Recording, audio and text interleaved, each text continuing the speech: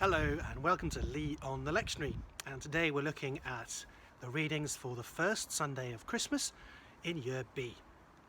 And those readings are Isaiah 61 verse 10 to chapter 62 verse 3, Galatians chapter 4 verses 4 to 7, and Luke 2 15 to 21.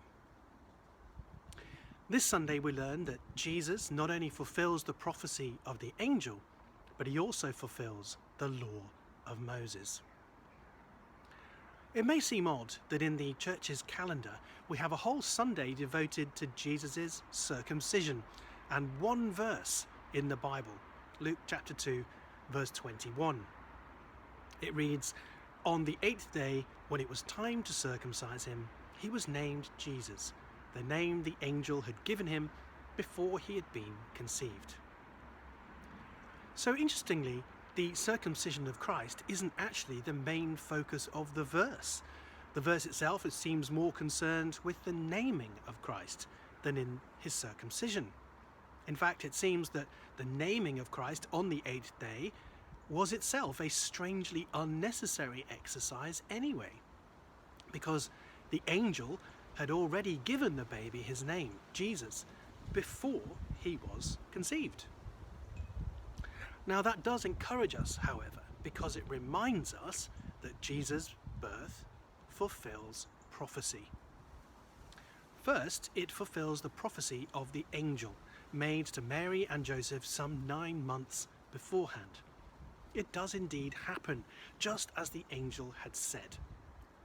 Jesus' birth in Bethlehem fulfills the angel's prophecy, and not just this one prophecy, of course, but many other prophecies in the sacred scriptures which speak of the coming of the Messiah.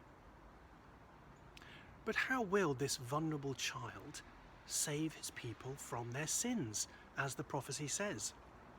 Well, this seemingly uninspiring and unnecessary incident in Luke's Gospel is recorded for this very reason.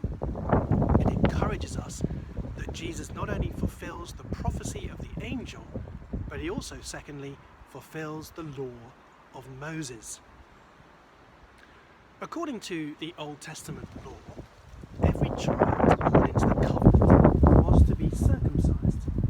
The fact that Jesus was circumcised, as required by the law of Moses, shows that he was part of that covenant.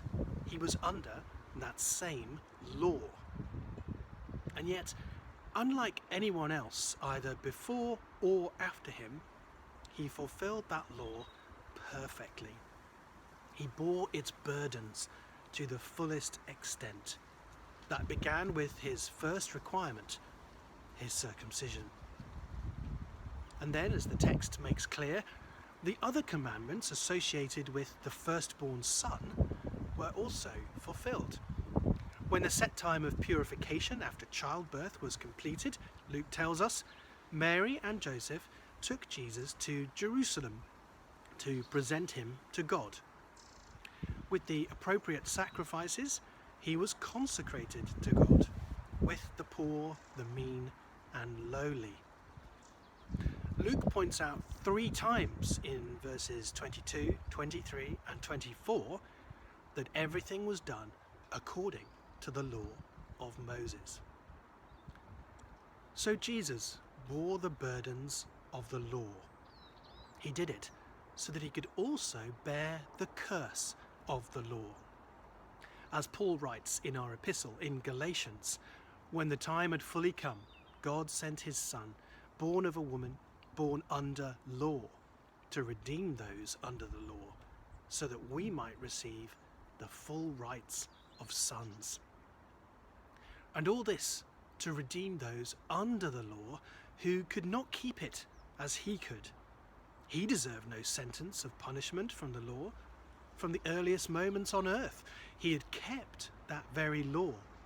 And yet when he died on the tree, he bore the curse reserved for lawbreakers like us. So now we are free. Free from the legal sanctions of the law of Moses and all its religious demands. No more food laws for us, no more new moon festivals, no more bloody sacrificial system. No more circumcision. Now there's a relief. So Jesus' birth fulfilled the prophecy of the angel. The virgin did indeed conceive, and her son was named Jesus. And that same Jesus fulfilled the law of Moses, not just at the start, but for the rest of his life. Everything was done as it is written in the law of the Lord. He was born under the law so that he could redeem us from the law. Thanks be to God for his indescribable gift.